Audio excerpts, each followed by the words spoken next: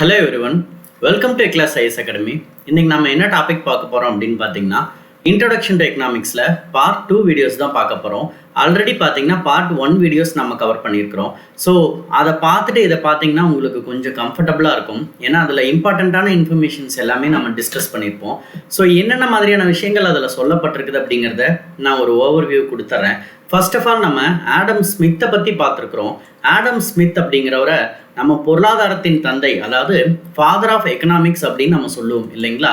ஏன்னா பொருளாதாரம் அப்படிங்கிற ஒரு ஃபீல்டு நமக்கு இன்னைக்கு நடைமுறையில் இருக்குது அப்படின்னா அதற்கு ரொம்ப இம்பார்ட்டண்ட்டான ஒரு கான்ட்ரிபியூஷன் நம்ம ஆடம் ஸ்மித்தால் தான் கொடுக்கப்பட்டுச்சு.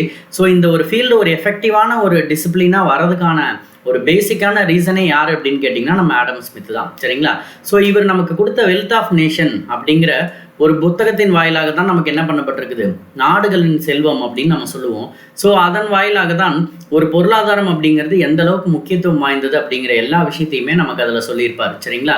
ஸோ அதே மாதிரி இவருக்கு அடுத்தது ஒரு இம்பார்ட்டண்ட்டான எமினன்ட் பர்சன் அப்படின்னு பார்த்தீங்கன்னா நம்ம ஆல்ஃபர்ட் மார்ஷல் அப்படிங்கிறவங்கள சொல்லுவோம். ஸோ ஆல்ஃபர்ட் மார்ஷலை பொறுத்த வரைக்கும் ஆடம் ஸ்மித் என்ன விஷயங்களை மிஸ் பண்ணாரோ அதை நமக்கு ஆல்ஃபர்ட் மார்ஷல் சாட்டிஸ்ஃபை பண்ணியிருப்பார். ஸோ அவர் பார்த்தீங்கன்னா வெல்ஃபேர் டெஃபினேஷன் கொடுத்துருப்பாருங்க, அதாவது மக்களுக்கான நல இலக்கணம் அப்படிங்கிற ஒரு விஷயம். சரிங்களா?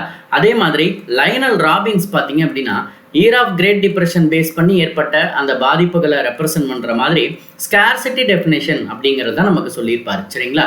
அதே மாதிரி தான் நம்மளோட பால் சாம்வெல்சன் அப்படிங்கிறவர் பார்த்தீங்கன்னா நமக்கு growthக்கான டெஃபினேஷனை நமக்கு சொல்லியிருப்பாருங்க. அப்போ இந்த மாதிரியான ஒரு எமினன்ட் பர்சன்ஸ் எல்லாமே பார்த்தீங்கன்னா இந்த எக்கனாமிக்ஸ் அப்படிங்கிற ஒரு ஃபீல்டில் ரொம்ப முக்கியமான சில கருத்துக்களை நமக்கு பதிவு செஞ்சுருக்கிறாங்க அப்படிங்கிறத நம்ம புரிஞ்சுக்கலாம். சரிங்களா? ஸோ இப்போ நெக்ஸ்ட் என்ன அப்படின்னு பார்த்தீங்கன்னா இதில் என்னென்ன மாதிரியான டிவிஷன்ஸ் இருக்குது, எப்படி இந்த எக்கனாமிக்ஸுங்கிற ஃபீல்டு ஃபங்க்ஷன் ஆகுது அப்படிங்கிறது எல்லாத்தையும் நம்ம பார்க்கலாம். சரிங்களா? ஃபர்ஸ்ட் திங் பார்த்தீங்கன்னா எக்கனாமிக்ஸினுடைய டிவிஷன் அப்படின்னு பார்த்தீங்கன்னா ரொம்ப இம்பார்ட்டண்ட்டாக இந்த 3 விஷயங்களும் சொல்லப்படுங்க. ஒன்று பார்த்தீங்கன்னா ப்ரொடக்ஷன், ரெண்டாவது பார்த்தீங்கன்னா டிஸ்ட்ரிபியூஷன், மூணாவது பார்த்தீங்கன்னா கன்சம்ஷன், அதாவது உற்பத்தி, பகிர்வு மற்றும் நுகர்வு. சரிங்களா? ஸோ இந்த 3 விஷயங்களுமே எதை சார்ந்ததாக இருக்குது அப்படின்னு பார்த்தீங்கன்னா எந்த ஒரு பொருளாக இருந்தாலும் உற்பத்தியை சார்ந்துதான் அது என்ன ஆகுது, ஒரு பயன்பாட்டிற்கு வருது அப்படிங்கிறத பார்க்கலாம். அப்போ ஒரு பொருளினுடைய உற்பத்தி செய்த அன்றே பயன்படுத்தக்கூடிய சில பொருட்கள்னு இருக்குது. உற்பத்தி செய்யப்பட்ட பொருட்கள் ஒரு குறிப்பிட்ட கால இடைவெளியில் கன்சியூமர்ஸால் என்ன பண்ணப்படுது, கன்சியூம் பண்ணப்படுது. அப்போ இண்டஸ்ட்ரியல் ரிலேட்டடாக இருக்கக்கூடிய எல்லா டெவலப்மெண்ட்ஸுமே நமக்கு ஒரு எக்கனாமிக் டெவலப்மெண்ட்டாக தான் பார்க்கப்படுது அப்படிங்கிறத பார்க்கலாம். அப்போ ஆடம் ஸ்மித்தினுடைய கான்ட்ரிபியூஷன் படி அவர் சொன்ன ஒரு விஷயங்கள் நம்ம இந்த ப்ரொடக்ஷன் ரிலேட்டடாக பார்க்கும் பொழுது எந்த அளவுக்கு ப்ரொடக்ஷன் அப்படிங்கிற ஒரு விஷயம் அதிகரிக்குதோ அந்த அளவுக்கு தான் எக்கனாமிக்ஸ் அப்படிங்கிறதும் அந்த ஒரு பர்சனுக்கான எக்கனாமியோ அல்லது அந்த ஆர்கனைசேஷனுக்கான எக்கனாமியோ இன்க்ரீஸ் ஆகும். அப்போ இதுதான் ஒரு நாட்டினுடைய டெவலப்மெண்ட்டாகவும் பார்க்கப்படலாம் அப்படின்னு தான் ஆடம் ஸ்மித் பார்த்தீங்கன்னா நமக்கு சொல்லியிருப்பாரு. அப்போ ஒரு பொருளாதாரம் அப்படிங்கிறது ஒரு பொருளை உருவாக்குவதிலிருந்து ஆரம்பித்து அந்த பொருள் முறையாக பகிரப்பட்டு அந்த பொருள் பொதுமக்களால் நுகரப்படுகின்ற வரைக்கும், நுகர்வோரால் நுகரப்படுற வரைக்கும் தான் நம்மளுடைய ஒட்டுமொத்த பொருளாதாரமும் ஒன்னோடு ஒன்று மெர்ஜா இருக்குது அப்படிங்கிறத நம்ம புரிஞ்சுக்கணும். சரிங்களா? அப்போ ப்ரொடக்ஷன், டிஸ்ட்ரிபியூஷன் அண்ட் கன்சம்ஷன் அப்படிங்கிறது தான் ஒரு எக்கனாமிக்ஸினுடைய பிரிவாக பார்க்கப்படுது அப்படின்னு நமக்கு சொல்லப்படுது. சரிங்களா? அப்போ ப்ரொடக்ஷன் அப்படிங்கிற ஒரு விஷயம் இண்டஸ்ட்ரியல் லெவலில் நம்ம லார்ஜ் ஸ்கேலாகவும் ப்ரொடக்ஷன் பண்ணுறோம், ஸ்மால் ஸ்கேலாகவும் ப்ரொடக்ஷன் பண்ணுறோம். இப்போலாம் பார்த்தீங்கன்னா எம்எஸ்எம்இஸ் அப்படின்னு ஒன்று இருக்குது. சரிங்களா? So micro, small, medium enterprises அப்படின்ட்டு. அப்போ நம்ம சிறு குறு நடுத்தர தொழிற்சாலைகள் சார்ந்து எல்லா மாதிரியான விஷயங்களுக்கும் என்ன பண்ணப்பட்டிருக்குது, இண்டஸ்ட்ரியல் ப்ரொடக்ஷன்ஸுக்கு வந்து நம்ம கேட்டகரைஸ் பண்ணி வச்சிருக்கிறாங்க. அப்போ இந்த மாதிரியான கருத்துக்களை தான் ஆடம் ஸ்மித் பார்த்தீங்கன்னா நமக்கு 1776 அவருடைய நாடுகளின் செல்வம் புத்தகம் அப்படிங்கிறதுல சொல்லியிருப்பார். அப்போ இது எல்லாமே எதை சார்ந்ததாக இருக்குதுன்னா ஒரு தொழிற்சாலைகள் சார்ந்து நாம் மேற்கொள்ளக்கூடிய உற்பத்தி, ப்ரொடக்ஷனை சார்ந்ததாக தான் இருக்குதா நம்ம பார்க்கலாம். அப்போ உற்பத்தி செய்யப்பட்ட பொருள் கண்டிப்பாக மக்களுக்கு என்ன பண்ண வேண்டும், பகிரப்பட வேண்டும். அவ்வாறு பகிரப்பட்டால் தான் என்ன பண்ணப்படும், அந்த பொருட்கள் நுகரப்படும். அப்போ ஃபியூச்சர் யூஸுக்காக நாம் ப்ரொடக்ஷன் பண்ணக்கூடிய ஒரு விஷயங்கள் தான் நமக்கு என்ன இருக்குது, இதில் ரொம்ப இம்பார்ட்டண்ட்டான ரோலை ப்ளே பண்ணுது அப்படிங்கிறத பார்க்கலாம். அப்போ எந்த அளவுக்கு உங்களுக்கு ப்ரொடக்ஷன் இன்க்ரீஸ் ஆகுதோ அந்த அளவுக்கு எக்கனாமிக் டெவலப்மெண்ட் அப்படிங்கிறதும் இன்க்ரீஸ் ஆகுங்கிறதுல எந்த மாற்றமே கிடையாது. ஸோ ப்ரொடக்ஷன் அப்படிங்கிறது it is related with the distribution and it is also related with the consumption. அப்போ ஃபியூச்சர் கன்சம்ஷனுக்காக தான் வி ஆர் ஒர்க்கிங் டுடே. அப்போ இன்னைக்கு நாம ப்ரொடக்ஷன் பண்ணக்கூடிய பொருள் அப்படிங்கிறது நெக்ஸ்ட் டே யூஸ் ஆகலாம், அல்லது டே ஆஃப்டர் டுமாரோ யூஸ் ஆகலாம், அல்லது ஒரு 1 வீக் கழிச்சு யூஸ் ஆகலாம், அல்லது 1 மந்த் கழிச்சு யூஸ் ஆகலான்ட்டு நம்ம ப்ரொடக்ஷன் பண்ணக்கூடிய பொருளுக்கு தகுந்தபடி நம்மளுடைய டெவலப்மெண்ட் அப்படிங்கிறதும் நமக்கு இருக்கும். அது எந்த அளவுக்கு மக்கள் கன்சம்ஷன் பண்றாங்களோ அதை பொறுத்து நமக்கு சேல்ஸும் அதிகரிக்கும். அதன் மூலமாக தான் என்ன பண்ணப்படுது, எக்கனாமியும் டெவலப்மெண்ட் ஆகுதுங்கிறது தான் ஆடம் ஸ்மித்தினுடைய கருத்துக்கள். அப்ப இந்த 3 விஷயங்களும் ஒன்னோடு ஒன்று லிங்க் ஆகி இருக்கிற மாதிரி தான் என்ன பண்ணப்பட்டிருக்குது, எக்கனாமிக்ஸ் அப்படிங்கிறது நமக்கு டிவிஷன்ஸாக பிரிஞ்சிருக்குது அப்படிங்கிறத பார்க்கலாம். சரிங்களா? ஸோ இந்த ப்ரொடக்ஷன் அப்படிங்கிற ஒரு விஷயத்தை பார்த்த வரைக்கும் இது ரொம்ப இம்பார்ட்டண்ட்டான ஒரு விஷயமாக பார்க்கப்படுதுங்க. ஏன்னா ஒரு பொருள் உற்பத்தி ஆன பிறகுதான் நம்ம என்ன பண்ண போறோம், அதை பகிர போறோம். பகிரப்பட்ட பொருள் நம்ம என்ன பண்ணப்படுது, நுகர்வு மேற்கொள்ளப்படுகிறது. அப்ப இந்த நுகர்வின் அடிப்படையில் தான் என்ன பண்ணப்படுது, அந்த பொருள் ஒரு முழுமை பெறுது அப்படிங்கிறத நம்ம பார்க்கலாம். அப்ப ப்ரொடக்ஷன் அப்படிங்கிறது ஃபைனல் ஸ்டேஜ் வர கன்சம்ஷனை முடிச்சதுக்கு அப்புறம் தான் என்ன ஆகுது, அந்த எக்கனாமிக்ஸ் அப்படிங்கிறது அந்த இடத்துல தாங்க எண்ட் ஆகுது. சரிங்களா? ஸோ இந்த ப்ரொடக்ஷன் அப்படிங்கிறத பார்க்கும் பொழுது இதுல ரொம்ப இம்பார்ட்டண்ட்டான சில ஃபேக்டர்ஸ் நமக்கு சொல்லியிருப்பாங்க. அப்படின்னா ஒரு பொருள் உற்பத்தி ஆகணும் அப்படின்னா we are depending on the various types of factors அப்படின்னு சொல்லப்படுது. ஃபர்ஸ்ட் திங் என்ன அப்படின்னு பார்த்தீங்கன்னா லேண்ட், அதாவது நிலம் அப்படிங்கிற ஒரு விஷயம் ரொம்ப இம்பார்ட்டண்ட்டாக சொல்லப்படுது நம்மளோட உற்பத்தி சார்ந்து. ஏன்னா எல்லா மாதிரியான இண்டஸ்ட்ரீஸ் நம்ம என்ன மாதிரி ஸ்மால் மீடியம் லார்ஜ் எப்படி வச்சிருந்தாலுமே சரி, இது எல்லாமே நமக்கு எங்கே தான் இருக்கும் அப்படின்னு பார்த்தீங்கன்னா நிலத்தின் மீது தான் இருக்கும். அப்போ லேண்ட் அப்படிங்கிற ஒரு விஷயம் நமக்கு ரொம்ப இம்பார்ட்டண்ட்டான ஒரு ப்ரொடக்ஷன் ஃபேக்டர்ஸாக பார்க்கப்படுது. அப்போ லேண்டுக்கு நம்ம பொதுவாக என்ன கொடுப்போம், ரெண்ட் அப்படிங்கிறத நம்ம கொடுப்போம். சரிங்களா? அடுத்தது பார்த்தீங்கன்னா லேபர் அப்படின்னு ஒரு விஷயம் சொல்லப்படுங்க. அப்போ பொதுவாகவே நம்ம ஃபேக்டர்ஸ் ஆஃப் ப்ரொடக்ஷன்னா அந்த 4 விஷயத்தையும் நம்ம சொல்லிடுவோம். அதாவது லேண்டு, லேபர், கேபிட்டல், ஆர்கனைசேஷன். இந்த 4 விஷயம் தான் நம்ம ஃபேக்டர்ஸ் ஆஃப் ப்ரொடக்ஷன் அப்படின்னு நம்ம சொல்றோம். சரிங்களா? உற்பத்திக்கான காரணிகள் நிலம், வேலையாட்கள், மூலதனம் மற்றும் அமைப்பு. அப்ப லேண்டுக்கு நம்ம கொடுக்கறது ரெண்ட் அப்படின்னா லேபருங்கிற ஒரு ரொம்ப இம்பார்ட்டண்ட்டான ஒரு ரோலை பிளே பண்ணுவாங்கன்னு சொல்லிட்டு நம்மளோட டிவிஷன் ஆஃப் லேபர் கான்செப்ட் சொல்லும் போதே ஆடம் ஸ்மித் எப்படி இந்த டிவிஷன் ஆஃப் லேபரை எக்ஸ்பிளைன் பண்ணியிருக்கிறாருங்கிறது நமக்கு தெரிஞ்சிருக்கும். ஒரு சாதாரண பின் மேக்கிங் ப்ராசஸை வச்சு நமக்கு கம்ப்ளீட் எக்கனாமிக்ஸையும் புரிய வச்சிருப்பாரு. அப்ப ஒர்க்கை டிவைட் பண்ணுறது, லேபரை டிவைட் பண்ணுறதுக்கான ரீசன் என்ன அப்படிங்கிறது எல்லாத்தையுமே இந்த பின் மேக்கிங்கில் நமக்கு அழகாக எக்ஸ்பிளைன் பண்ணியிருப்பாங்க. ஏன்னா அதனுடைய அவுட்புட் பார்த்தீங்கன்னா அந்த அளவுக்கு இருந்துச்சு. 10 நபர்களால் உருவாக்கப்பட்ட இந்த 45,000 பின்ஸ் பார்த்தீங்க அப்படின்னா every one is contributing for manufacturing the 4,500 single units அப்படின்னு சொல்லலாம். அப்போ ஒரு ப்ரொடக்ஷன் லார்ஜ் ஸ்கேலில் நமக்கு கிடைக்கணும் அப்படின்னா we have to divide the labour அப்படிங்கிறது தான் ரொம்ப முக்கியம். என்ன மாதிரி லேபர்ஸாக இருந்தாலும் அவங்களோட ஒர்க்குக்கு தகுந்த மாதிரி என்ன ஆகுது, அந்த வேஜஸ் அப்படிங்கிறது மாறுது. அப்போ ஒரு பர்சன் எதுக்காக வேலை பார்க்கணும் அப்படின்னா he has to get the wages. அப்போ சம்பளத்துக்காக தான் என்ன பண்ணுறாரு, அவர் வேலை பார்க்குறாரு. அப்போ நிலத்திற்கு நம்ம வாடகை கொடுக்குற மாதிரி வேலையாட்களுக்கு நாம என்ன பண்ணிக்கிறோம், கூலி அல்லது சம்பளம் அப்படிங்கிறது கொடுக்கப்படுது. இதுவே கேபிட்டல் பார்த்தீங்க அப்படின்னா நான் ஒரு விதமான கேபிட்டல் நான் கொடுக்குறேன் அப்படிங்கிற பட்சத்தில் எனக்கு போட்ட மொத்த பணமுமே என்னது, நான் போட்ட மூலதனம் அப்படிங்கிறது மொத்த இன்வெஸ்ட்மெண்ட்டுமே எனக்கு உடனே கிடைச்சிடணும் அப்படின்னு நான் எதிர்பார்க்க மாட்டேன். அட்லீஸ்ட் எனக்கு என்ன கிடைக்கணும், இன்ட்ரெஸ்டாவது கிடைக்கணும் அப்படிங்கிறது தான் நான் பார்ப்பேன் இல்லையா? அப்போ மூலதனத்திற்கான வட்டி அப்படிங்கிறது ரொம்ப இம்பார்ட்டண்ட்டான ஒரு விஷயமாக பார்க்கப்படுதுங்க. அடுத்தது பார்த்தீங்கன்னா organisation. So any type of organisation நமக்கு எதற்காக ஃபங்க்ஷன் ஆகும் அப்படின்னு பார்த்தீங்கன்னா தே நீட் அ ப்ராஃபிட். அப்போ ப்ராஃபிட் அப்படிங்கிற ஒரு விஷயத்தை நோக்கி தான் என்ன பண்ணப்படுது, எனி டைப் ஆஃப் ஆர்கனைசேஷன் நமக்கு ரன் ஆகுது. அப்போ ரெண்ட் கொடுக்குறோம், நமக்கு வேலை பார்க்கறதுக்கு சம்பளமும் தரோம், நான் போட்ட இன்வெஸ்ட்மெண்ட்டுக்கு எனக்கு இன்ட்ரெஸ்டாவது கிடைக்கணும். Each and every organisation are working for gaining the profit அப்படின்னு நம்ம பார்க்கலாம். அப்போ இந்த 4 விஷயங்களை சார்ந்து தான் நம்மளோட ப்ரொடக்ஷன் அப்படிங்கிறது இருக்குது. இதில் லேண்டெல்லாம் பார்த்தீங்கன்னு வச்சுக்கோங்களேன் சில இம்பார்ட்டண்ட்டான ஸ்பெசிஃபிக் கேரக்டரிஸ்டிக்ஸை நமக்கு சொல்லும். அப்படின்னா லேண்டுங்கிறது மனிதனாலலாம் உருவாக்கப்படலை. So it is a free gift of nature அப்படின்னு நம்ம பார்க்கலாம். இயற்கை நமக்கு அளித்த பரிசாக தான் என்ன பண்ணப்படுது, லேண்ட் அப்படிங்கிறது பார்க்கப்படுது. அப்போ இந்த நிலத்தை என்ன பண்ண முடியாது, நம்ம எக்ஸ்டெண்ட் பண்ணவோ அல்லது குறைக்கவோ அந்த மாதிரியான வேலையெல்லாம் நம்ம செய்ய முடியாது. Because it is the gift of nature and it cannot be utilised by the human beings, it cannot be changed by the human beings. அதுதான் இங்கே ரொம்ப முக்கியமான ஒரு விஷயமா பார்க்கப்படுது. அப்போ லேண்ட் அப்படிங்கிறது it is fixed in proportion. சரிங்களா? அப்போ அதை நம்மளால என்ன பண்ண முடியாது, எந்த விதமான சேஞ்சஸுமே நம்ம பண்ண முடியாது. சரிங்களா?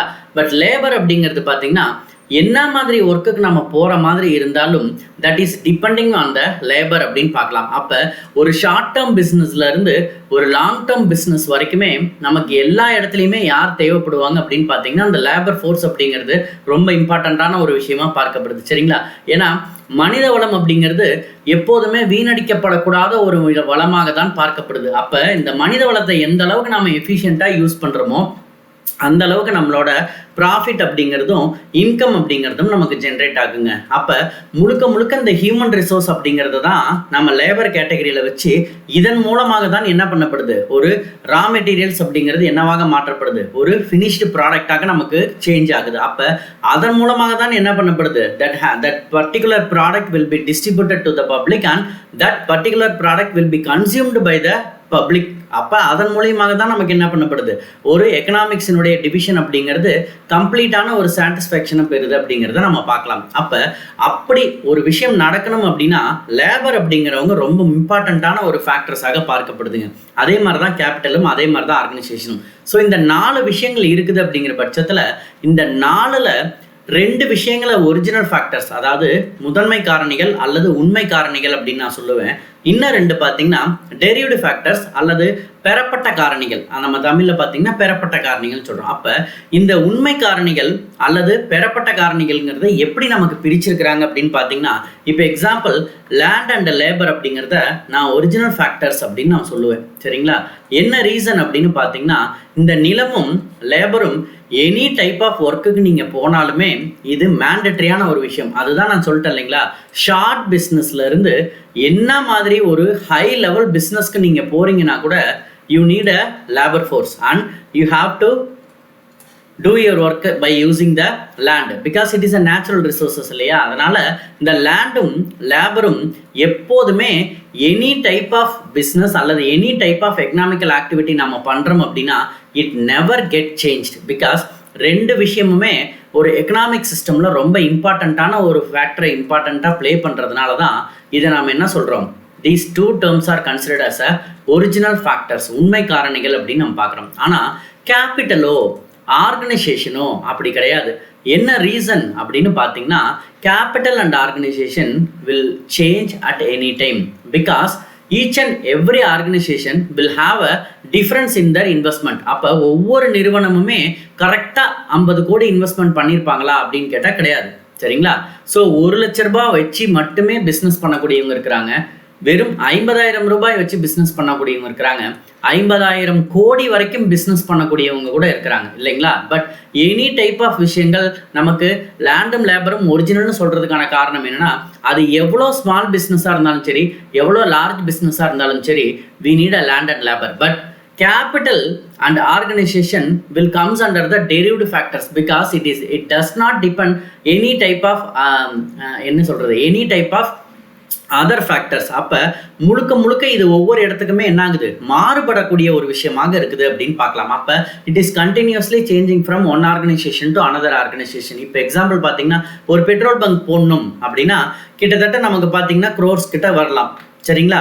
இதுவே ஒரு பெட்டி கடை போடணும் அப்படின்னா நமக்கு ஒரு 50,000 அல்லது ஒரு 10,000 இருந்தாலே நமக்கு போதும் இல்லைங்களா? பட் எனி டைப் ஆஃப் விஷயங்கள் நமக்கு இன்வெஸ்ட்மெண்ட் அப்படிங்கிறது ஒன்று தான், பட் நம்ம பண்ணக்கூடிய விஷயங்கள் அப்படிங்கிறது தான் வேற.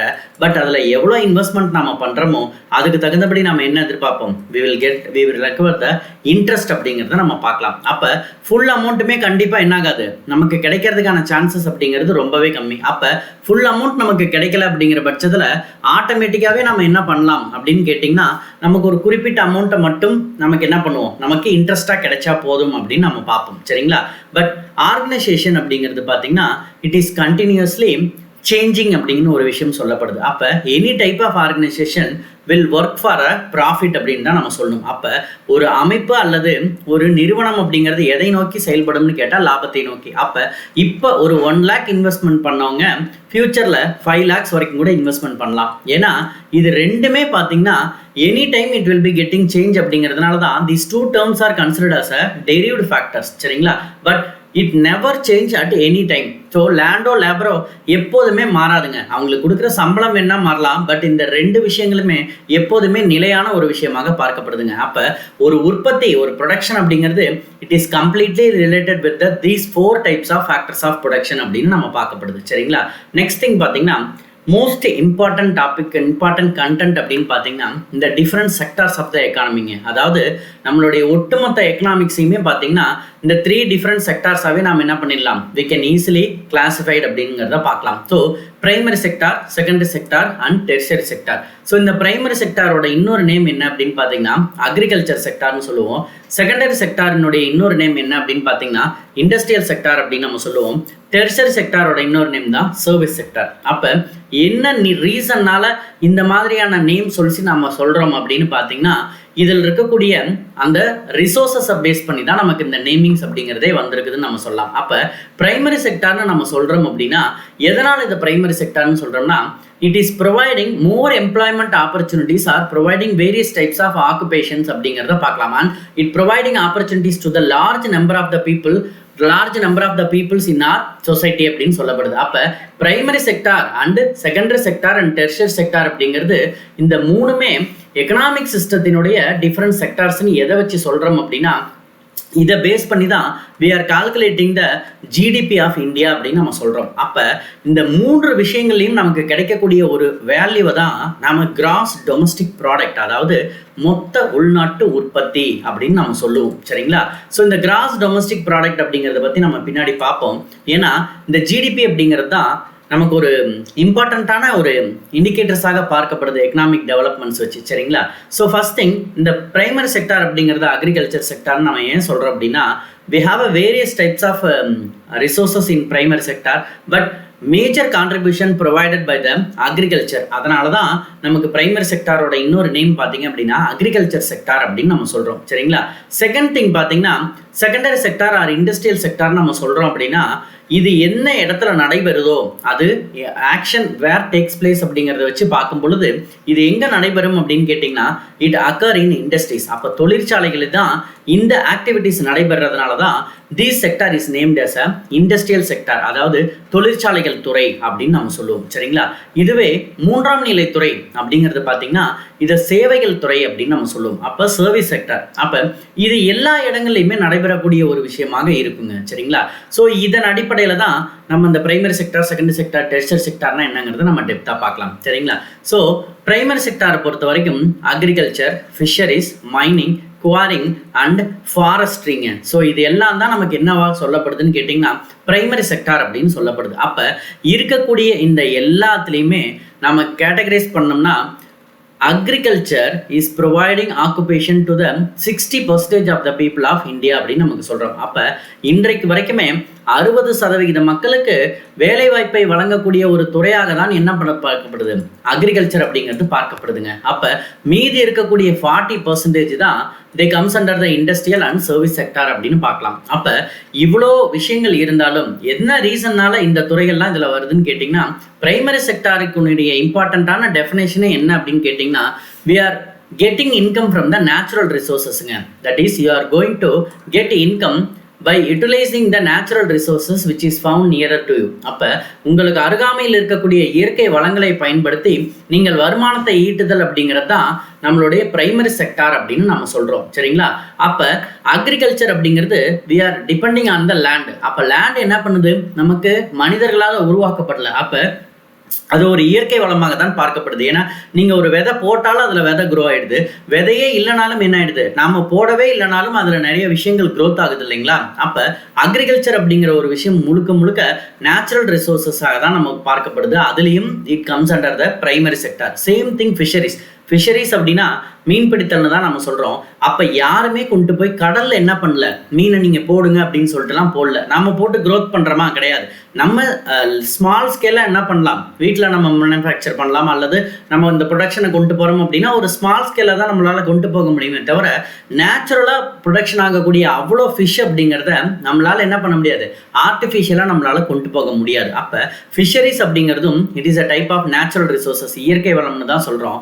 அதே மாதிரி தான் mining mining and quarrying. So சுரங்கம் தோண்டுதல் மற்றும் கனிமங்களை வெட்டி எடுத்தல் அப்படிங்கிறது ரொம்ப இம்பார்ட்டண்ட்டான ஒரு விஷயம். ஏன்னா இதுதான் ஒரு பெஸ்ட் நேச்சுரல் ரிசோர்ஸஸாக சொல்லப்படுதுங்க. ஏன்னா without depending any other things these substances are present in our soil அப்படின்னு சொல்லப்படுது. அப்போ பல மில்லியன் ஆண்டுகளுக்கு முன்னால் நமக்கு என்னாச்சு, நிறைய நம்மளோட அனிமல் அண்டு பிளான்ஸ் எல்லாமே இறந்ததன் அடிப்படையில் தான் நமக்கு என்ன ஆகுது, அது ஃபாசில் ஃபியூல்ஸாக மாறி தான் நமக்கு இந்த மாதிரியான மைனிங் எல்லாமே நமக்கு கிடைக்குது. அப்போ இந்த மாதிரியான மினரல்ஸ் எல்லாம் ஐடென்டிஃபை பண்ணுற இடத்துல நம்ம எக்ஸ்ட்ராக்ட் பண்ணி எடுக்கிறோம் அப்படிங்கிறப்ப it is considered as one of the best primary sector are utilising the natural resource அப்படிங்கிறதுக்கு பெஸ்ட் எக்ஸாம்பிளாக நம்ம சொல்லலாம். அதே மாதிரி தான் quarrying. Then another one important is forestry. அப்போ காடுகளை வளர்த்தல் அல்லது காடுகள் சார்ந்த விஷயங்களை செயல்படுத்துதல் அல்லது அதன் மூலியமாக நம்ம அதில் என்னது நம்ம பெனிஃபிட்ஸாக ஏதாவது ப்ராடக்ட்ஸை எக்ஸ்ட்ராக்ட் பண்ணி எடுக்கிறோம் அப்படிங்கிற பட்சத்தில் எக்ஸாம்பிள் பார்த்தீங்கன்னா இன்றைக்கி நமக்கு பேப்பர்லாம் கிடைக்குது, அதே மாதிரி காஸ்மெட்டிக்ஸ்லாம் கிடைக்குது அப்படின்னா இதுக்கு நிறைய நம்ம we are depending the natural resources. So forest தான் நம்ம டிபெண்ட் பண்ணி இருக்கிறோம் இல்லைங்களா. ஸோ அங்கே இருக்கக்கூடிய மரங்களை வச்சு தான் நமக்கு என்ன பண்ணப்பட்டிருக்குது, இந்த மாதிரியான விஷயங்கள் எல்லாம் உருவாக்கப்படுது. அப்போ இது எல்லாத்தையும் தான் நம்ம பிரைமரி செக்டார் அப்படின்னு நம்ம சொல்கிறோம். சரிங்களா. Then we move on to the secondary sector. The secondary sector is having the short relationship with the primary sector நம்ம சொல்லலாம். என்ன ரீசன் அப்படின்னு பார்த்தீங்கன்னா we are converting the raw materials to the finished product. அப்போ மூலப்பொருட்களை கொண்டு முழுமையான பொருட்களை தயாரித்தல் அப்படிங்கிறது தான் நம்மளோட செகண்டரி செக்டார் அப்படின்னு சொல்லுவோம். இப்போ எக்ஸாம்பிள் பார்த்தீங்கன்னா காட்டன் அப்படிங்கிறது it is a raw material which is obtained from the agriculture இல்லைங்களா. ஸோ அதுதான் நான் முதல்ல சொன்னேன், the secondary sector is having the short relationship with the primary sector அப்படின்ட்டு. அப்போ பிரைமரி செக்டார் மூலமாக உருவாக்கப்படக்கூடிய ஒரு பொருட்கள் என்ன ஆகுது, நமக்கு ரா மெட்டீரியல்ஸாக கிடைக்குது. These raw materials will be converted into a textiles அல்லது கிளாத் அப்படின்னு நம்ம சொல்கிறோம். சரிங்களா. ஸோ இது எங்கே நடைபெறும், டெக்ஸ்டைல் இண்டஸ்ட்ரீஸில் நடைபெறும் இல்லையா. So that these raw materials will be converted into a finished product. அப்போ ஒரு மூலப்பொருட்களை கொண்டு முழுமையான பொருட்களை தயாரித்தல் அப்படிங்கிறது தான் நம்ம செகண்டரி செக்டார்னு சொல்கிறோம். இது எங்கே நடைபெறுது அப்படின்னு பார்த்தீங்கன்னா it takes place in the industries. That's why these secondary sector will be considered as a industrial sector அப்படின்னு நம்ம சொல்கிறோம். சரிங்களா. தேர்ட் பார்த்தீங்க அப்படின்னா டெரிஷரி செக்டாருங்க. ஸோ டெரிஷரி செக்டார் அப்படிங்கிறது நமக்கு எதெல்லாம் சொல்லணும்னா education, health, defence, banking, transport, insurance, BPO, communication and any type of services நம்ம கொண்டு வரது எல்லாத்தையுமே நம்ம டெரிஷரி செக்டார் அப்படின்னு நம்ம சொல்லிடுறோம். சரிங்களா. இதில் இந்த டெரிஷரி செக்டார் அப்படிங்கிறது பார்த்தீங்கன்னா it is contributing more to the India's GDP அப்படின்னு சொல்லப்படுது. அப்போ பிரைமரி செக்டார் ஆஃப்டர் இண்டிபெண்டன்ஸ் பார்த்தீங்க அப்படின்னா 1951 டு 2021 அல்லது 2011 வரைக்குமே பார்த்தீங்க அப்படின்னா நம்மளோட primary sector, secondary sector, tertiary sector இந்த 3 செக்டாரினுடைய கான்ட்ரிபியூஷனையும் சேர்த்து தான் நம்ம ஜிடிபின்னு சொல்கிறதா நம்ம முதல்ல பார்த்தோம் இல்லைங்களா. அப்போ இந்த ஜிடிபிங்கிற ஒரு விஷயத்தின் அடிப்படையில் நம்ம பார்க்கும் பொழுது இந்த டெரிஷரி செக்டார் மட்டும் ஏன் அதிகமான கான்ட்ரிபியூஷனை நமக்கு கொடுக்குது அப்படின்னு பார்த்தீங்கன்னா நம்ம நல்லாவே படிச்சிருப்போம். ஸோ ஃபிசியோகிராஃபி, இந்தியாவினுடைய ஃபிசியோகிராஃபி அப்படின்னு ஒரு விஷயத்தை நீங்கள் பார்க்கும் பொழுது நம்மளுடைய பிரைமரி செக்டார் அப்படிங்கிறது it is not applicable for all the parts of the India அப்படின்னு நமக்கு தெரிஞ்சிருக்கணும் இல்லைங்களா. பிகாஸ் இந்த நம்மளோட நார்த் ஈஸ்ட் போர்ஷன் பார்த்தீங்க அப்படின்னா it is completely covered with the Himalayas இல்லைங்களா. அதே மாதிரி we have a desert and we have a northern plains and we have a peninsular plateaus, then we have a islands அப்படிங்கிறத பார்க்கலாம். So இது எல்லாமே நமக்கு கடற்கரை பகுதிகளாக போயிடுச்சு அப்படின்னு நமக்கு சொல்லப்படுது. அப்போ இந்தியா வைஸ் ஃபிசியோகிராஃபிக் டிவிஷன்ஸை வச்சு பார்க்கும் பொழுது எல்லா இடங்கள்லையுமே நம்மளால் என்ன பண்ண முடியாது, we cannot work out the primary sector as well as primary செக்டாரை டிபெண்ட் பண்ணி தான் நம்மளுடைய செகண்டரி செக்டாரும் இருக்கிற காரணத்தினால எல்லா இடங்கள்லையுமே அக்ரிகல்ச்சர் இல்லாத இடங்களில் we cannot able to perform the industry based any type of outputs. அப்போ இண்டஸ்ட்ரீஸ் அப்படிங்கிறதும் எது சம்மந்தப்பட்டதாக இருக்குது, நம்மளுடைய பிரைமரி செக்டார் சம்மந்தப்பட்டதாக தான் இருக்குது. சரியா. அப்போ அந்த ரா மெட்டீரியல்ஸை வச்சு தான் we are going to convert into a finished products அப்படின்னு நம்ம பார்க்கப்படுது. அப்போ இந்த ஃபிசியோகிராஃபிக் டிவிஷன்ஸ் பேஸ் பண்ணி இந்த 6 இம்பார்ட்டண்ட்டான ஃபிசியோகிராஃபிக் டிவிஷன்ஸ் வச்சு பார்க்கும் பொழுது நம்மளால் என்ன பண்ண முடியாது, எல்லா இடங்கள்லையுமே we cannot implement the industries. சரிங்களா. So where the raw materials is available we can implement the industries nearby to that availability of the raw material. So அப்போ தான் நமக்கு என்ன ஆகும், transportation charges will be very less so that the output will be utilized very effectively. சரிங்களா. So இந்த விஷயங்கள் எல்லாம் இண்டஸ்ட்ரீஸில் நடைபெறதுனால தான் இது இண்டஸ்ட்ரியல் செக்டார் நம்ம சொன்னோம். அண்ட் டெரிஷரி செக்டார் அப்படிங்கிறது இப்போ நமக்கு பிரைமரி செக்டார், செகண்டரி செக்டாருங்கிறது it is completely related with the physiography so that it cannot be implemented all over the India. But when you are living in the Kashmir or living in the Assam or living in the Gujarat or living in the Kanyakumari, wherever you go inside the India, we are going to use any type of tertiary sector throughout the India. அப்போ எந்த இடத்துக்கு போனாலுமே நாம் என்ன பண்ணுறோம், we are getting the education, we are using the health services, defenses will be functioning, and we have the banking at all over the India, we have a transport, we have a insurance, we have a BPO communication, and all the things which will be present in all parts of the India. So that is the reason for contributing more to the India's GDP by the tertiary sector. அப்போ மூன்றாம் நிலைத்துறை அப்படிங்கிறது நமக்கு physiographic டிசிஷன்ஸாலேயோ அல்லது வேறு ஏதாவது விஷயங்கள்னாலே என்ன பண்ணல, நமக்கு எந்த விதமான ப்ராப்ளத்தையும் கிரியேட் பண்ணாதனால தான் these tertiary sector is contributing more to the India's GDP. Actually after the LPG 1991 பிறகு பார்த்தீங்க அப்படின்னா இந்த டெர்ஷியரி செக்டாரினுடைய கான்ட்ரிபியூஷன் ரொம்ப எக்ஸ்ட்ராடினரி க்ரோத்தாக போயிருக்கும் அப்படிங்கிறத பார்க்கலாம். என்ன ரீசன் அப்படின்னா நமக்கு 1951 கிட்டத்தட்ட பார்த்தீங்கன்னா 2017 வரைக்கும் 12 5-year plans has been implemented அப்படின்னு நமக்கு சொல்லப்படுது. அப்போ இந்த 12 ஐந்தாண்டு திட்டங்களில் நம்மளுடைய 1991 பீரியடில் தான் என்ன இருக்கும்னா எல்பிஜி அப்படிங்கிற ஒரு விஷயம் இம்ப்ளிமெண்ட் ஆகிருக்கும். தென் அகைன் பார்த்தீங்கன்னா 1992 to 1997 பார்த்தீங்கன்னா 8th 5-year plan நம்ம இம்ப்ளிமெண்ட் பண்ணியிருப்போம். அப்போ இந்த பீரியடுக்கு பிறகு பார்த்தீங்கன்னா, அதாவது எல்பிஜி இன்ட்ரொடக்ஷனுக்கு அப்புறம் பார்த்தீங்க அப்படின்னா எந்த விதமான டிஸ்டர்பன்சஸுமே இல்லாமல் நம்மளோட 5-year plans அப்படிங்கிறது ஃபங்க்ஷன் ஆகிருக்கும். அப்போ என்ன ரீசன் அப்படின்னு பார்த்தீங்கன்னா, அந்த எல்பிஜிங்கிற மெக்கானிசம்ஸ் மூலிமா we are concentrating more on the tertiary sector. சரிங்களா?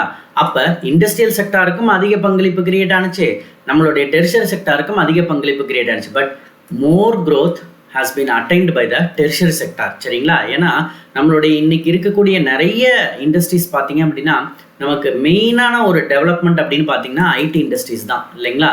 ஸோ அப்போ அதுக்கு நமக்கு எதில் வருது அப்படின்னு பார்த்தீங்கன்னா டெர்ஷியரி செக்டாரில் தான் வருது இல்லைங்களா? ஏன்னா இந்த இடத்துல எதுவுமே நம்ம ப்ரொடெக்ஷன்லாம் பண்ணல, we are doing some services to the public. So அதனால தான் இந்த மூன்றாம் நிலைத்துறை அப்படிங்கிறது நம்மளுடைய எல்பிஜிக்கு பிறகு ஒரு எக்ஸ்ட்ராடினரி க்ரோத்தை நமக்கு கொடுத்துச்சு அப்படின்னு நம்ம பார்க்கலாம். சரிங்களா? ஸோ இந்த 3 துறைகளையும் தான் நம்ம பொருளாதாரத்தினுடைய இம்பார்ட்டண்ட்டான துறைகளாக பார்க்கப்படுதுங்க. சரியா? நெக்ஸ்ட் திங் பார்த்தீங்கன்னா நேஷனல் இன்கம்ங்க. இந்த நேஷனல் இன்கம் அப்படிங்கிறத யார் டேர்ம் பண்ணாங்க அப்படின்னு பார்த்தீங்கன்னா it was first introduced by the Simon Kuznets அப்படின்னு நம்ம சொல்லலாம். அப்போ நோபல் பரிசு பெற்ற சைமன் குஸ்னட்ஸ் அவர்களால் தான் என்ன பண்ணப்பட்டது, நேஷனல் இன்கம் தேசிய வருவாய் அப்படிங்கிற ஒரு கருத்து அறிமுகப்படுத்தப்பட்டது அப்படிங்கிறத நம்ம பார்க்கலாம். சரிங்களா? ஸோ என்னென்ன மாதிரியான விஷயத்தெல்லாம் நம்ம நேஷனல் இன்கம்னு சொல்லலாம், GDP, GNB, NDB, NNP, personal income, disposable income, per capita income, real income and GDP deflator அப்படின்னு சொல்லிட்டு இந்த மாதிரி வேரியஸ் டெர்மினாலஜிஸ்ல நம்ம என்ன பண்ணலாம், நேஷனல் இன்கம் அப்படிங்கிறத சொல்லலாம். ஸோ நம்ம ஒவ்வொன்றா பார்க்கலாம். ஃபர்ஸ்ட் பார்த்தீங்கன்னா ஜிடிபிங்க. ஜிடிபி ரொம்ப ஷார்ட்டாக புரிஞ்சுக்கலாம். ஒரு வருட காலத்திற்குள்ள இந்தியாவினுடைய எல்லை பகுதிக்குள்ள உற்பத்தி செய்த பொருட்கள் மற்றும் வழங்கிய சேவைகள். ஸோ இதை தான் நம்ம பிரைமரி, செகண்டரி, டெர்ஷரி அப்படின்னு சொல்லியிருக்கோம். அப்போ primary and secondary it has the close ரிலேஷன்ஷிப்னு சொன்னேன். Because using these types of sectors we are going to produce some goods இல்லையா? But when you go for the tertiary sector it is completely related with the services, so that these two important things will be considered in the calculation of GDP. அப்போ goods produced அப்படிங்கிறது விவசாயத்துறை சார்ந்தும் இருக்குது, அதாவது primary செக்டாரை சார்ந்தும் இருக்குது, secondary செக்டாரை சார்ந்தும் இருக்குது. பட் இந்த சர்வீசஸ் அப்படிங்கிறது it is exclusively depending on the tertiary sector. அப்போ இந்த 3 துறைகளின் மூலமாக கிடைக்கக்கூடிய 1 year காலகட்டம், யூஸ்வலி இதை நம்ம ஃபினான்ஷியல் இயர் அப்படின்னு சொல்லுவோம். ஸோ ஏப்ரல் டு மார்ச் அப்படின்னு நம்ம சொல்லுவோம் இல்லைங்களா?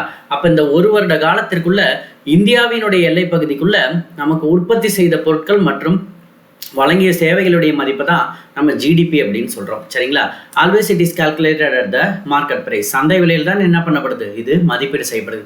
இதை ஒரு எக்ஸ்பிரஷன் வச்சு நம்ம பார்க்கலாம். ஜிடிபி அப்படிங்கிறத பொறுத்த வரைக்கும் செலவின முறையின் அடிப்படையில் C+I+G+X-M. இந்த சிங்கிறது கன்சம்ஷன் குட்ஸ், அதாவது நம்ம எவ்வளோ உருவாக்கின பொருட்களை பயன்படுத்துகிறோம் அப்படிங்கிறது. ரெண்டாவது பார்த்தீங்கன்னா இன்வெஸ்ட்மெண்ட் குட்ஸுங்க, எவ்வளோ நம்ம இன்வெஸ்ட்மெண்ட் பண்ணியிருக்கிறோம். தேர்ட் பார்த்தீங்கன்னா how much amount has been how much amount of the expenditure can be done by the government அப்படிங்கிறத எடுத்து X-M, அதாவது எக்ஸ்னா எக்ஸ்போர்ட்டு, எம்னா இம்போர்ட். அப்போ இதன் மூலியமாக இதை மைனஸ் பண்ணும்பொழுது நமக்கு ஒரு வேல்யூ கிடைக்கும். சரிங்களா? ஸோ அப்போ இது எல்லாத்தையும் ப்ளஸ் பண்ணால் நமக்கு ஒரு டோட்டல் வேல்யூ கிடைக்கணும் இல்லைங்களா? எப்போதுமே ஒரு நாட்டினுடைய எக்ஸ்போர்ட் அதிகமாக இருந்து இம்போர்ட் குறைவாக இருந்துச்சு அப்படின்னா இது வளர்ந்த நாடாக பார்க்கப்படும். சரிங்களா. பட் நம்ம என்ன பண்ணிட்டு இருக்கிறோம் அப்படின்னு பார்த்தீங்கன்னா, எக்ஸ்போர்ட்ஸ் வந்து நிறைய பண்ணுறோம், பட் இம்போர்ட்ஸும் அதுக்கு தகுந்த மாதிரி என்ன பண்ணுறோம், நிறைய பண்ணிக்கிட்டு இருக்கிறோம். ஸோ அப்போ இதை தான் நமக்கு என்ன சொல்லுவாங்கன்னா, X-M is the net export which can be positive or negative. அப்போ அது எப்படி வேணாலும் இருக்கலாம் அப்படின்னு நமக்கு சொல்லப்படுதுங்க. சரியா. ஸோ நெக்ஸ்ட் பார்த்தீங்கன்னா, ஜிஎன்பி அப்படிங்கிறது ரொம்ப ஷார்ட்டாக நம்ம புரிஞ்சுக்கலாம். So it is nothing but C+I+G+X-M plus நமக்கு net income from abroad, NIFA அப்படின்னு நம்ம ஷார்ட்டாக சொல்லுவோம். அப்படின்னா நாம் ஜிடிபின்னா என்ன சொன்னோம், within a boundary of India அப்படின்னு நான் சொன்னேன் இல்லைங்களா. ஸோ அதர் தென் பவுண்டரியில் இருக்கக்கூடிய எல்லா விஷயத்தையும் நான் கால்குலேட் பண்ணுறேன் அப்படின்னா, நான் அதாவது இப்போ என்ன சொல்கிறது, நான் ஒரு ப்ராப்பர்ட்டியோ அல்லது இன்வெஸ்ட்மெண்ட்டோ அல்லது இண்டஸ்ட்ரீஸோ அது அவுட்டர் பவுண்டரி ஆஃப் இந்தியாவில் நான் வச்சிருக்கிறேன் அப்படிங்கிற பட்சத்தில் that is not calculated in the GDP, but when you go for the GNP, that is also comes under the calculation for calculating the GNP. அப்போ நான் இதை சிம்பிளாக ஜிடிபி ப்ளஸ் நிஃபா அப்படின்னு சொல்லிடலாம், நெட் இன்கம் ஃப்ரம் அப்ராட். அப்போ என்னுடைய முதலீடுகள் வெளிநாடுகளில் இருந்தாலும் அதையும் நான் என்ன பண்ணிடுறேன், என்னோட கணக்கில் கொண்டு வரேன். அப்போ ஜிடிபி விட இதுதான் நமக்கு எஃபிஷியண்ட்டாக பார்க்கப்படுது. நெக்ஸ்ட் பார்த்தீங்கன்னா NDB. It is a very simple term. You are going to minus the depreciation because any type of products you are going to produce or you are going to give services or utilizing the services, your age will be increasing. அப்போ என்ன நடக்குது, அங்கே depreciation அப்படிங்கிற ஒரு விஷயம் ஏற்படுது. அது மெஷின்ஸுக்காக இருந்தாலும் சரி, மனிதர்களுக்காக இருந்தாலும் சரி, மென் அண்ட் உமன் யாராக இருந்தாலும் சரி இல்லைங்களா. ஸோ அப்போ நம்ம என்ன பண்ணுறோம், இப்போ நமக்கு இந்த வருஷம் இவ்வளோ ஜிடிபி கிடைச்சிருக்குது அப்படிங்கிற பட்சத்தில் that can be expressed in the formula GDP is equal to C+I+G+X-M. But ஆக்சுவலாக பார்த்தீங்க அப்படின்னா that value is not considered as accurate value because something has depreciated. அப்போ ஒரு பைக்கை நான் 1 லட்ச ரூபாய்க்கு வாங்குறேன் அப்படிங்கிற பட்சத்தில் I cannot sell it after 3 months for the same amount because that particular product may have some depreciation value. அப்போ நான் என்ன பண்ண முடியும், I have to leave some amount. அப்போ ஆட்டோமேட்டிக்காகவே ஒரு பைக்குக்கே நமக்கு டிப்ரிஷியேஷன் ஆகுதுங்கிறப்ப any type of products when we are going to use அப்படின்னா that comes under the depreciation value. So NDP அப்படிங்கிறது it is denoting that the value attained at the GDP it can be subtracted with the depreciation value. ஸோ இதை தான் நம்ம என்ன சொல்ல போகிறோம், NDB அப்படின்னு நம்ம சொல்கிறோம். அப்போ NDB is related with GDP and NNP is related with GNB. So நம்ம அடுத்தது நம்ம அதுதான் பார்க்க போகிறோம். So NNP it is nothing but the value attained at the GDP which will be subtracting at the depreciation allowance. So NNP is very simple when you know about the GNP. அப்போ NDP அப்படிங்கிறது GDP கூடயும் NNP அப்படிங்கிறது GNP கூடயும் it have a strong relationship அப்படிங்கிறத நம்ம புரிஞ்சுக்கலாம். சரிங்களா. Next thing personal இன்கம்ங்க. So personal income is very simple thing. National income நமக்கு ஓரளவு கிடைச்சிருக்குது. அந்த நேஷனல் இன்கம்ல நம்ம என்ன பண்ணுறோம் அப்படின்னு பார்த்தீங்கன்னா, என்னென்ன மாதிரியான நம்ம சோஷியல் செக்யூரிட்டிக்கு நம்ம கொடுக்கக்கூடிய கான்ட்ரிபியூஷன்ஸ் அப்படிங்கிறதும் ப்ளஸ் நமக்கு பெருநிறுவனத்துடைய லாபத்தை சேர்த்து நம்ம கூடவே என்ன பண்ண போகிறோம், டிரான்ஸ்ஃபர் பேமெண்ட்ஸ் அப்படின்னா நம்ம பரிமாற்ற கொடுப்பனவர்கள் அப்படின்னு பார்த்தீங்கன்னா நிறைய நம்ம இந்த பென்ஷன் ரிலேட்டடாக கொடுக்கறது அல்லது இந்த மாதிரி நம்ம கொடுக்கக்கூடிய பேமெண்ட்ஸ் கவர்மெண்ட் வந்து நமக்கு பட்ஜெட் அனௌன்ஸ் பண்ணி சொல்கிறதுன்ட்டு நிறைய விஷயங்களை சேர்த்து வரது தான் நமக்கு பர்சனல் இன்கமாக நமக்கு சொல்லப்படுதுங்க. சரியா. ஸோ நெக்ஸ்ட் பார்த்தீங்கன்னா டிஸ்போசல் இன்கம். இது ரொம்ப சிம்பிள். நமக்கு பர்சனல் இன்கமில் if I am getting 10 lakhs per year அப்படிங்கிற பட்சத்தில் ஐ cannot able to spend this 10 lakhs because நான் 10 lakhs earn பண்ணிட்டேன் அப்படின்னா I am having the rights to pay the income tax. அப்போ இதை நான் ரைட்ஸ்னு சொல்லலாம், கம்பல்சரின்னு சொல்லலாம். So after the payment of the income tax that amount will be considered as a disposable income. நான் செலவழிக்கக்கூடிய வருமானமாக பார்க்கப்படும். அப்போ எனக்கு கிடைக்கிற எல்லா பணத்தையுமே நான் என்ன பண்ணிட முடியாது, செலவு பண்ணிட முடியாது. அப்போ என்னோட டைரக்ட் டேக்ஸை நான் பே பண்ணதுக்கு அப்புறம் என் கையில் எவ்வளோ இருக்குதோ 10 லட்சம் ஏர்ன் பண்ணி அதில் நான் 40,000 டேக்ஸாக பே பண்ணணும் அப்படின்னா after the payment of the direct tax how much amount I am having in my hand that is considered as a disposable income. But எதனாலனா அந்த அமௌண்ட்டை மட்டும் தான் என்னால் என்ன பண்ண முடியும், செலவாக பண்ண முடியும். சரிங்களா. Next per capita income. It is a very simple term, ஆனால் ரொம்ப இம்பார்ட்டண்ட்டான ஒரு பாயிண்ட்டு. நேஷனல் இன்கமாக நமக்கு ஒரு வேல்யூ கிடைச்சிருக்கும் that can be divided by the population in the particular area. சரிங்களா. இதை ஸ்டேட்டுக்கும் நம்ம கால்குலேட் பண்ணலாம், நேஷனுக்கும் நம்ம கால்குலேட் பண்ணலாம். Next GDP deflator. இந்த GDP deflator is important term அப்படின்னு நமக்கு சொல்லலாம். என்ன ரீசன் அப்படின்னா, இப்போ நாமினல் ஜிடிபின்னு பார்த்தீங்கன்னு வச்சுங்களேன், இப்போ 9.27 is the estimated GDP for the year 2022 to 2023. But after the completion of the 2023 March, the original GDP value will be calculated. So that is a real GDP. But before that year, we are calculating something இல்லையா? So இவ்வளவு நமக்கு கிடைச்சிருக்கலாம் அப்படின்னு பண மதிப்பெண் அடிப்படையில் என்ன பண்ணப்படுது, ஒரு ஜிடிபி சொல்லப்படுது. அப்போ இதையும் நம்ம வகுத்து 100ஆல் பெருக்குனா நமக்கு கிடைக்கிறதா என்னது, ஜிடிபி குறைப்பான் அப்படின்னு சொல்கிறோம். ஸோ இது எல்லாமே நமக்கு இண்டிகேட்டர்ஸாக பார்க்கப்படுதுங்க. நெக்ஸ்ட் திங் பார்த்தீங்கன்னா, method for calculating the national income, we can go for the 3 types of method. Product method, because we are producing something, and we go for the income method, and we go for the expenditure method. But இந்த 3 மெத்தடில் ஒரு நாட்டினுடைய இன்கமை நம்ம calculate பண்ணாலும், in India we are using only the production method and income method. We are not concentrating on the expenditure method for calculating the national income, because we are having the large amount of the population, so that expenditure will be always more. Other than these indicators, we have a HDI, PQLI and GNHA. So these types of indicators will be discussed in the upcoming videos. Thank you.